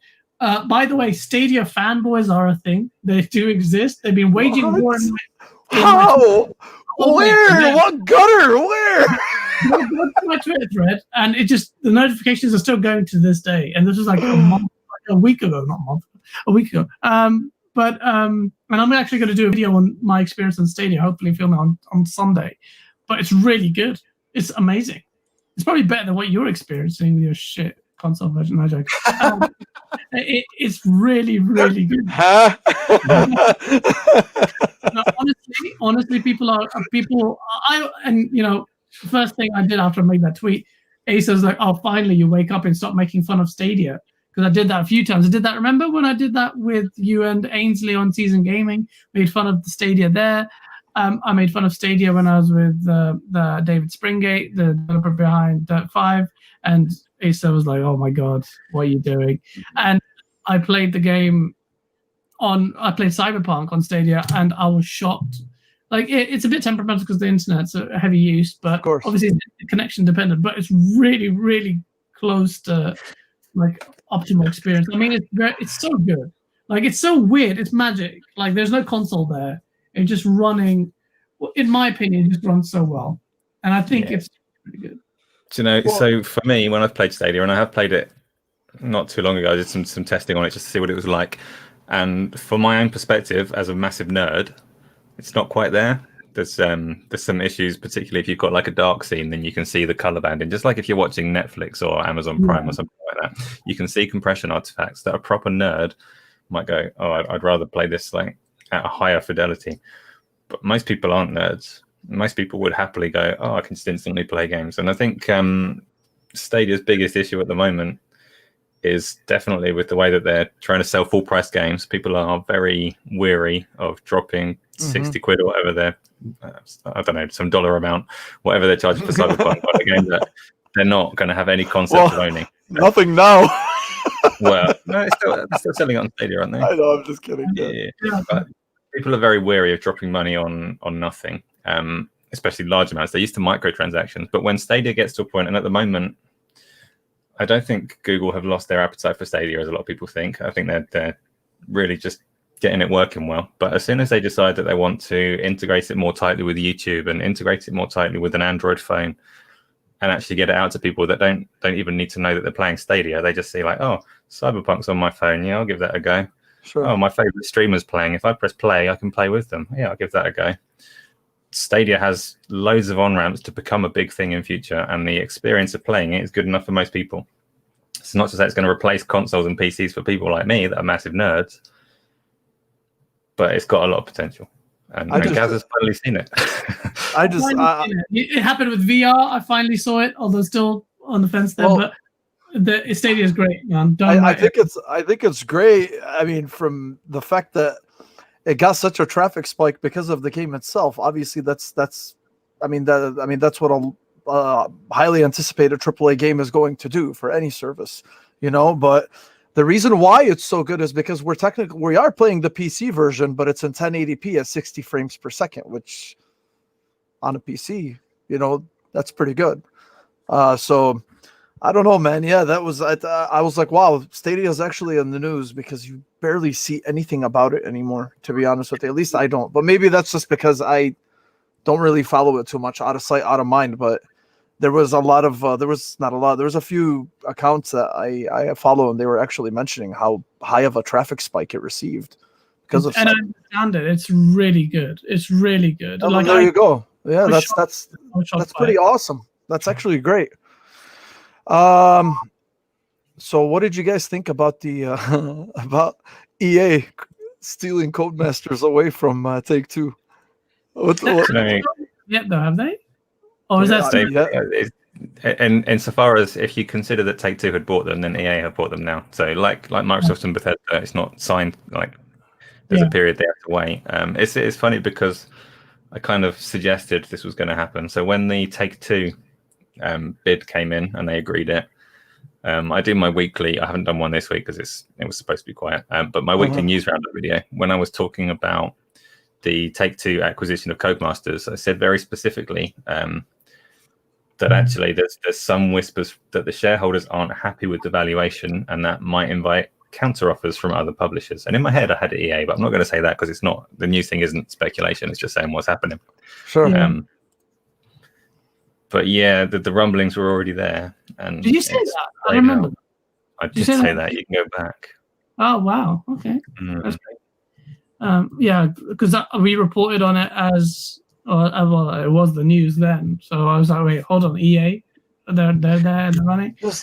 What is that? You know, David Springate was on our show, and he was quite positive about the whole takeover thing. Do you reckon he was fairly cagey in the way that he had to be, because the deal hadn't gone over the line. In fact, we had David Springate, so the technical director for Dirt 5, we were talking to pretty much the same time as the news broke that Take-Two were acquiring them. So he wasn't really in a position to say very much, but we had to kind of ask because it was literally the same day. It's looking good, yeah. Yeah, and he was positive about it because they're a big studio with a lot of money. But EA, like, I don't know, they're very specific. My thing is, they want to lead racing as a genre, and that means they're going to be up against. I mean, the obvious example is the obvious people that they're up against. But my thing is, where does it fit? Where does it fit among the rest of the racers that you have? Bro, they have Formula One, now they have Dirt. And then there's Grid, Project Cars, and then EA already owns the Need for Speed, Burnout, Real Racing. Why are you? I'm just trying to figure out what exactly they're trying to get from this move. You know, like why Codemasters?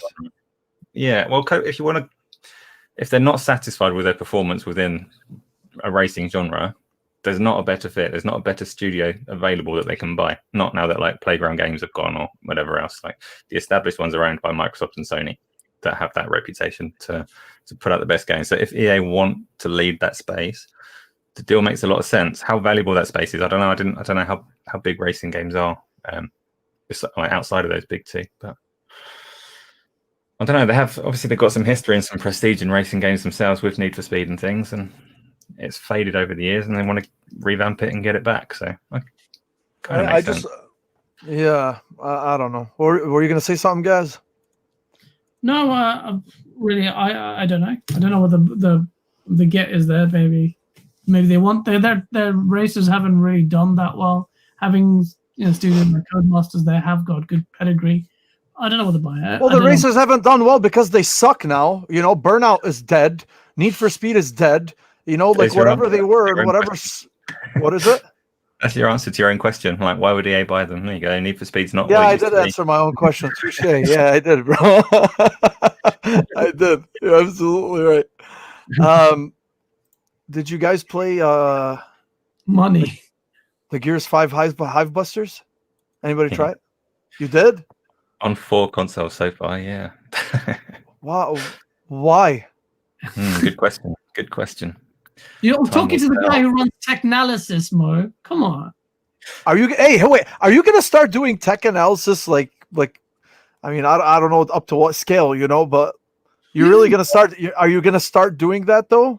Like, I mean, there might be something in the works. Dude, that's amazing. You heard it here first. Or maybe you didn't. I don't know. I'm just kidding. Dude, that's awesome though, man. I would love to find another freaking source besides Digital Foundry. I'm not a Digital Foundry hater. I think they're amazing. But having another source, especially you guys. Oh yeah, dude, that's amazing. I'm happy to hear that. Fuck, that's great. There's a couple of little tasters up already. So I did yesterday. There was the backward compatibility video, and I've had a little look at Marvel's Avengers as well as a trial to see how it goes. And now I am looking at the Hive Busters, yeah. But well, it's a can of worms across those 4 consoles. I thought this would be a nice simple one. I'll get it done quickly. Oh, there's a lot to cover. How was it? How does it look? What was it? I mean, I've been seeing nothing but praise, at least in terms of the visuals on the Series X. What did you think of all the gossip before he's done the video? You got to watch the video. No, I'm just asking what he thought about the game. Relax, bro. Nobody's taking clicks away from your website, cuz. Everyone's going to your website for the tech analysis. I just want the man's opinion. I'm just asking for his opinion. Hey, I'm sorry. Hey, Asa, when you popped the disc in, how did you feel? I don't want to know how the game is. I just want to know, how did you feel when you first started the game? I very much like the price of it. Like it is. I'm impressed by the scope of it for free DLC. It's not free DLC; it's included in Game Pass. But to most people, that's free DLC. Yeah. The scope of it and the level of polish, and set pieces and things, it's of the same caliber as Gears of War 5. Mm-hmm. It's very much a continuation of the quality that they set there, but it's just giving it away for. Good Dan, bro. Link it in the description. Link it. I'm doing it right. Oh, that's great. No, yeah, but I actually do want to try it. But the problem is I have no incentive to try anything else right now. Oh, hey, Gas, did you try the game? Are you allowed to talk about it? You know, No, I mean, I'm gonna do a video on this. I can't talk about it. No, I'm not. I haven't played it. I haven't. This is just a massive backlog, man. I'm trying to get into Cyberpunk. That's just grabbed me by the balls. I can't jump into something else. And I'm doing Ghost of Tsushima as well. And then I'm bouncing with for the first time. Ghost of Tsushima, is that the first time you played it? First time on PS5. I waited for the PS5 version on purpose, and I'm so glad I did, because it's so beautiful on PS5 with 60 frames on the LG CX. Just magical. It just runs so smooth. And then I'm just playing Cyberpunk, and it comes out, and then we have to do the content creation stuff, and we've got so much on our plate. Hey, as Dan said, bro, link it in the description below. Speaking of ghosts, you see those PlayStation skins that they're giving out until January 15th or something? One's Kratos, Aloy, the creature from where you kill all the giant titans. That was a PlayStation 2 game. Did you see those skins for Ghost? Gears of War. Sorry, I heard Ghost and I was like, oh yeah, those skins. I didn't know that. Yeah. Oh, yeah. All right. The next thing, are you guys Mass Effect fans? I'm gonna be very, very judgmental right now. Are you guys Mass Effect fans? Right now, you're judgmental right now. It's like no. In general, are you Mass Effect fans? Did you play the trilogy? No, very much yes, but a long time ago. Depends how specific this line of questioning is going to get. Well, I mean, no, it's not really specific. I mean, no, it's just so there was something that came out the other day about some veterans, some BioWare veterans who were returning to the game itself. And these aren't people that had left the studio per se, but apparently they were just bringing them back. You know, we already know what's been going on with BioWare. I don't want to keep, repeating it with Casey Hudson and Dara and all this other shit that happened. But basically they said, there's Derek Watts, who was the original art director for the series, Brennan Holmes, who had worked on the trilogy from before, just a lot of people that had worked on it from before. And I'm wondering whether sometimes I wonder if they're actually doing this to kind of like make people at ease. It's just like, hey guys, these are the people that made the previous games magic. Don't worry. Everything's going to be fine. You said something to this effect before, didn't you? That about the whole kind of reinforcing. I think you mentioned that the fact that they announced the new Mass Effect just immediately after the departures was because not me. I'm thinking of someone else. Someone else? Okay. Well, yeah, you're thinking of somebody else, bud. Well, maybe. No, but honestly, though, whenever you see things like this, does it? Like for me, I'm happy, just to compare it. For instance, what's his name? Oh my God!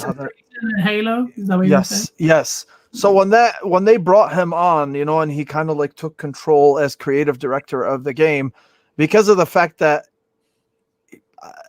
I'm trying not to have a double standard here, man. Because I was happy when he came on the Halo project, and despite the fact that I absolutely love the series, the Mass Effect series.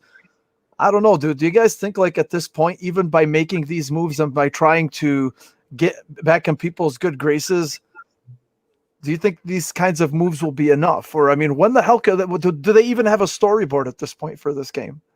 I don't think they have anything. It's hard to say. I mean, we haven't even seen the game, which is in CGI trailers. Really hard.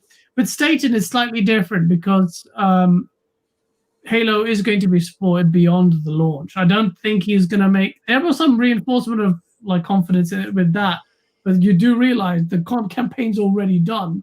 What's he going to change? In 1 year or 6 months, whatever. But the content is going to be supported for 10 years. So that's it makes a difference. I haven't even heard about this stuff on Mass Effect, but after Andromeda, I don't know what to think. So, right, unless they show the game, then I don't know. I don't give a shit who joins until you show me what about early glimpse of the game is like. Then, yeah. What about you, Asa? Where do you stand on this whole Mass Effect thing? Do you have any confidence at all? Be honest. Or is this something that you're going to put in your second analysis? I don't think that the trailer was a response to people leaving, or if it was, then they knew those people were leaving well in advance, because it takes time to put a trailer like that together. Sure. The game's obviously a long way out. They've got the remaster in the meantime to hype people up for it. I guess they're going to just gloss over Andromeda and hope people forget.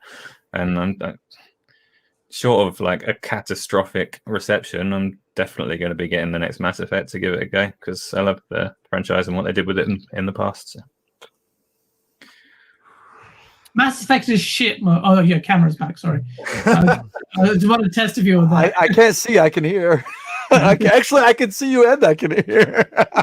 I'm more interested. Obviously, the Mass Effect remastered trilogy is coming out sooner. I'm more interested at the moment to see if they retouch that ending or not. Oh yeah, that's a Mass Effect question at the moment. Like, are they going to go in there and tweak that? I mean, it would. Well, that was the weakest point of Mass Effect. I almost compromised the whole.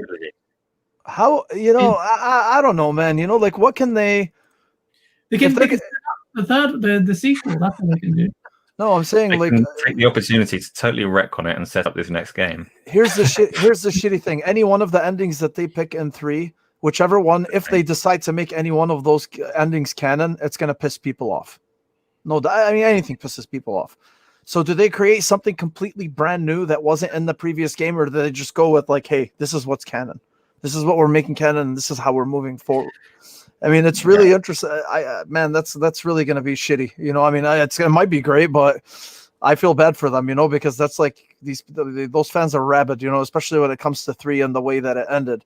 And me personally, it's not just, I care more about, to be honest with you, what they're going to do with the first one, more than what they're planning on going, like, whatever, I wasn't too big of a fan of the ending, but I'm like, okay, I can live with this, whatever. I don't give a shit, but considering what I'm more interested in how they're going to improve part 1, because look, man, I honestly think, I don't know if this, I think one from a narrative perspective is probably the best one.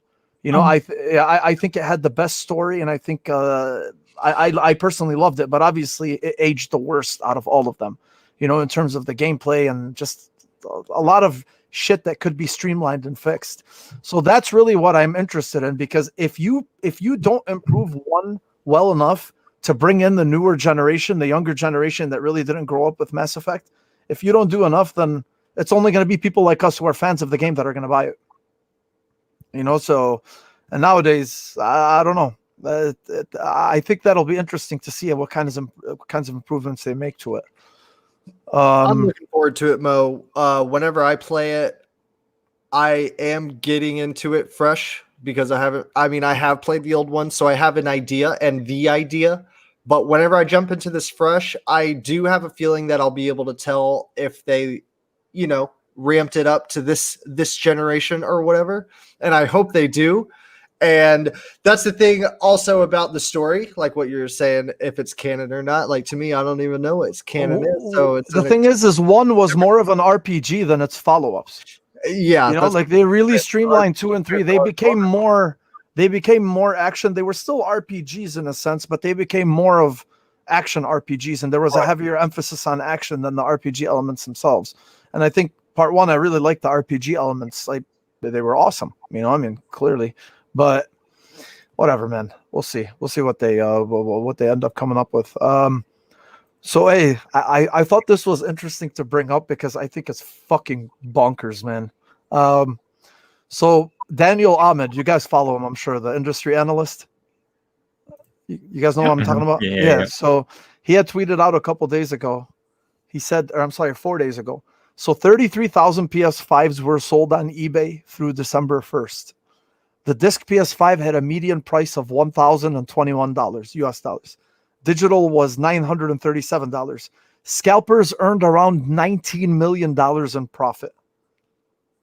30,000 Xboxes were sold on eBay through December 1st. The Series X median price was $865. The Series S median price was $469. And the scalpers earned around $10 million in profit. I'll be honest with you, man. I'm seeing this shit, and I don't necessarily, I don't have like this stigma against scalpers the way, because again, I just think everything is hyperbolic. You know, it sucks. Don't get me wrong. You know, especially for the people that can't get them or that are not fast enough to get them on the websites when they go live, or if they get screwed, if they put it in the cart, try to check out, whatever it may be. It's shitty from that perspective, but I'm not. It's just like, oh fuck, scalpers 1 million times. It's like, bro, whatever. You know, bots aside, the energy against that. But the thing is I've never seen it to this extent, you know, and through all of the console launches. And I remember the console launches. Well, I think we all do, you know, PS4, PS3, PS2.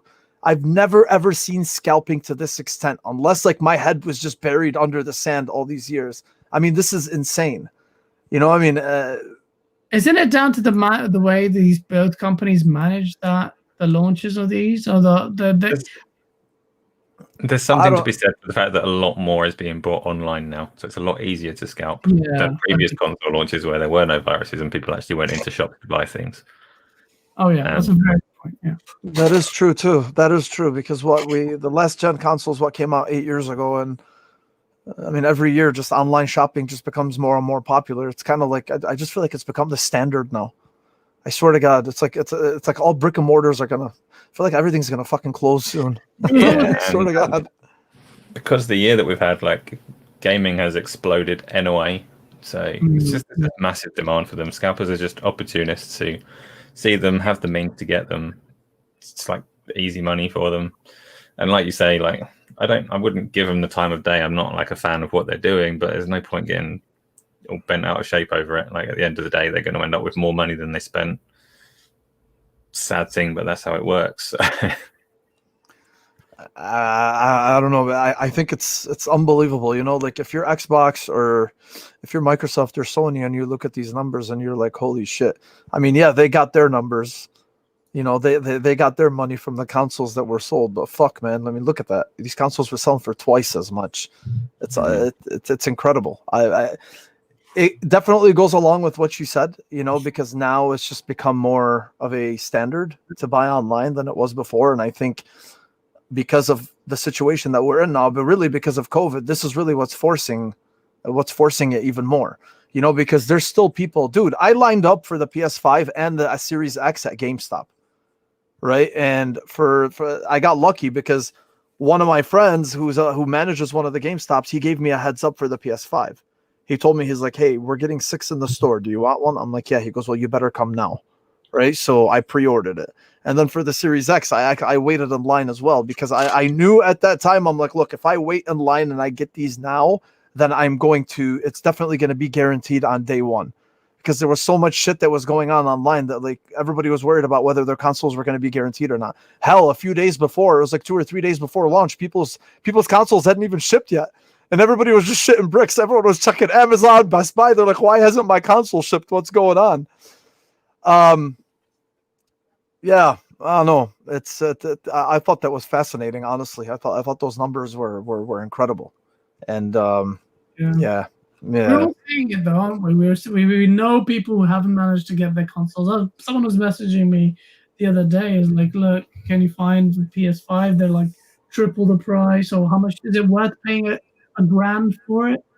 And part of it is like, again, a lot of console for your money anyway. A grand, like how desperately do you need it? There are not many next gen games that I could say you desperately need. That's the kind of person who ends up buying FIFA anyway. So it's like. This is the thing that you see though quite often, like especially over like immediately after launches, you see these people celebrating on Twitter because they beat a scalper or whatever. Like, oh, look at this! I sent a scalper to a warehouse. I pretended I was going to buy this from them, and then I didn't. It's like there's no point in getting angry because you're going to lose. They're going to make their money back and some. Whatever you do is like just walk away from that. You're going to take no joy from it. You're just going to wind yourself up. Take a breath, walk away, let them scalp. Try and get a console. I get the frustration, but you're gonna lose. Oh yeah, absolutely, man. Oh yeah. The funny thing is too the to combat this, dude. Walmart actually Walmart had bot preventative action, so they implemented just hours before the PlayStation 5 event on November 25. They blocked 20 million bot attempts within the first 30 minutes. That's basically a fraction of what, of what they deal with, I mean, but still, they're the only ones that have publicly said anything about even attempting to stop this, and you guys remember that UK scalping group. How many consoles did they end up buying? Those. But so that example, Walmart, I bet most of their stock went to scalpers anyway, despite their efforts. And it's the same if you look at the NVIDIA 3000 series GPUs. Okay, they revamped their store after the first wave of cards went in less than I don't know, hadn't even launched and it was sold out before they even notified people that it was for sale. They put in these anti-scalper measures as well, and scalpers win that battle too. They always do, man. It's just a losing battle. They're going to find their way to buy things. So, did you pay a premium for your 3090 as well, like a bit more than? No, I didn't. There's some reasonable retailers around, so. Okay. But yeah, it's not just the consoles, like AMD's hardware, Nvidia's hardware, Fortnite pajamas, everything's really hard to get right now. He really is right though, man. God damn it. He's right though. Everything is freaking hard to get. Anyway, yeah, like I thought this was worth mentioning because, again, they're the only ones. I mean, everybody's just bitching about the whole process, about the checkout process. And because there's been so much frustration, as you've said, there's so many that have either added it into their carts and they weren't able to check out. They couldn't check out at all, even, or if they would check out and then it would tell them, we're sorry, it was sold out. I mean, it's been a disaster, and it really sucks for a lot of people that this is happening. And Walmart was probably the last retailer who I actually expected to do something like this. I'm not gonna lie to you. Mm-hmm. I mean, I thought you would think at least, I don't know, maybe the retailers who are more tech heavy, like Best Buy or at least, but. Doesn't seem like anybody gives a shit. At the end of the day, yeah, as long as they sell their consoles, they don't care who they go to. So, fuck your feelings. It's all about money at the end of the day. Yeah. All right, boys. Well, the last thing is, what are you guys playing nowadays? I mean, obviously, besides what we've already talked about, Asa. I know your little tech analysis corner. I'm sure you got a lot going on. Got a ton of games that I want to play. The one that at the moment, so I'm playing Hypebusters and all the rest of things to get these videos done. If I actually have time to play games for my own self, it's Cyberpunk or Miles Morales. I haven't finished Miles Morales yet, and I'm only just scratching the start of Cyberpunk. So those are the two that if I get downtime, they're what I'm playing. What about you, Gaz? Besides just taking pictures in Cyberpunk to piss off the console fanboys, what else are you? What are you? Let me ask you. What are you actually playing, Gaz? I'm playing that. I'm enjoying it when I'm not taking pictures. I'm playing the Falconeer because we've got the developer behind it, Thomas Saar. I saw that, bro. That's badass. That's awesome. Yeah, I can't wait for He's that. a really lovely person as well.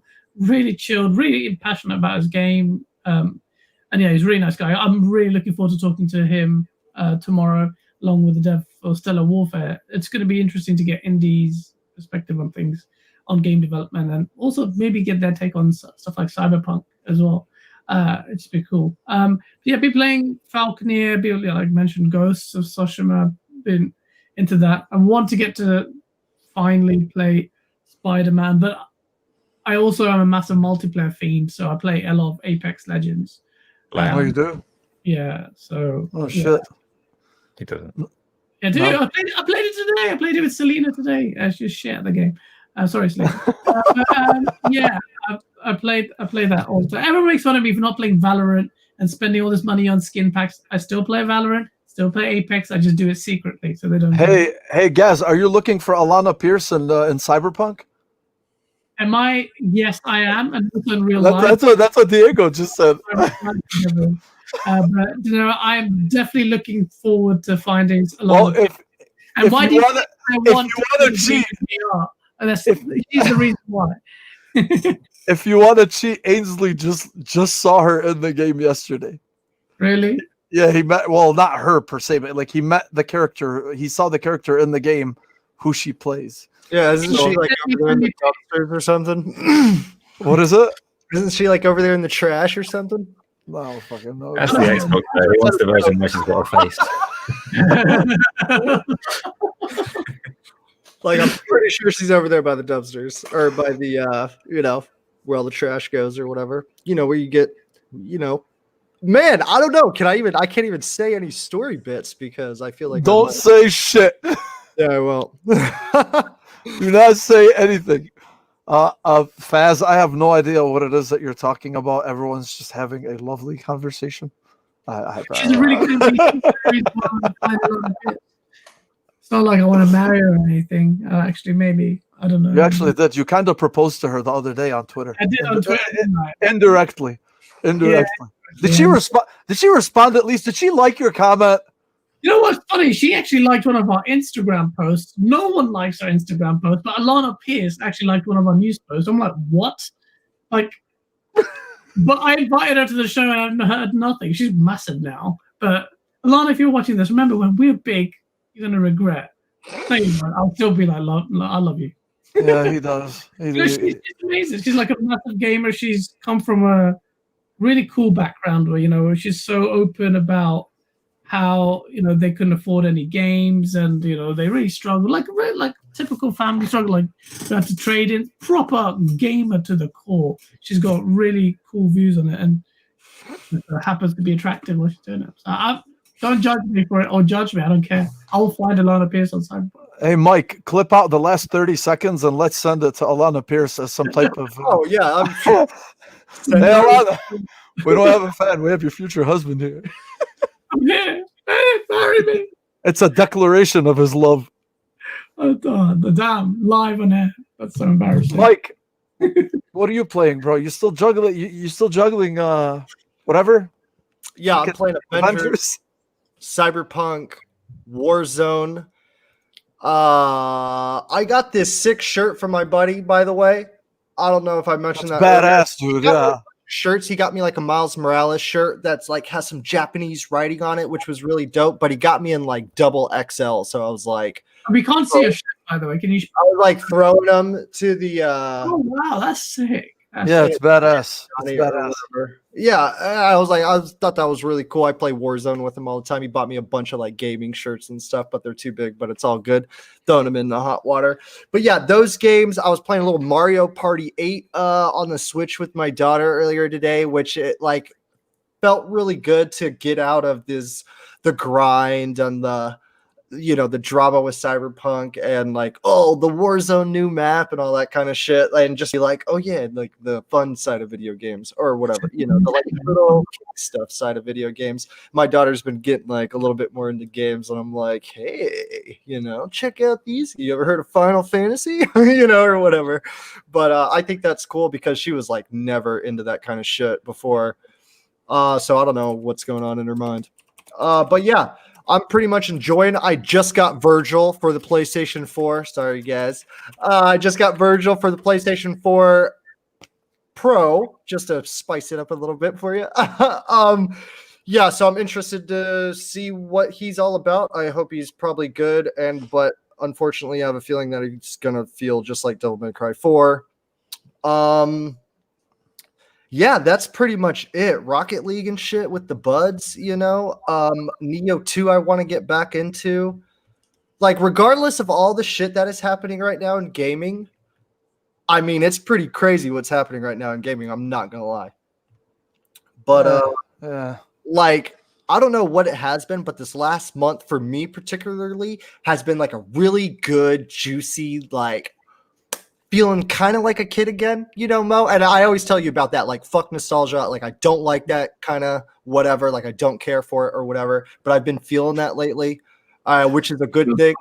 But yeah, man, like old memories. Damn you. Yeah, exactly. But don't make me feel that. But yeah, man, just kind of on the game grind, man. I'm kind of looking forward to something like brand new, as in announcements and stuff. I thought we were gonna get that at the Game Awards, but like, yo, where's Elden Ring and where's Biomutant? These are like some games that they've been in the rotation for a little bit. They were like hyped for a little bit, and then they kind of like died back down. Like, I'm kind of looking forward to those games, but who knows what we'll see. I have a feeling that in the gaming world, besides like hardcore news, like on the inside, gaming's probably going to be pretty chill until January, maybe. I'm not really sure. Hitman. Well, nothing's going to happen over the next few weeks, but probably maybe like even February, man. I don't even know what the hell's going to come out in January, but who knows? Well, actually, CD Projekt Red just put out a tweet 10 minutes ago. Yeah, there's a hotfix. Background and some writing. Hotfix 1.05, baby, and it's actually pretty meaty, man, for a hotfix. I'm not gonna lie.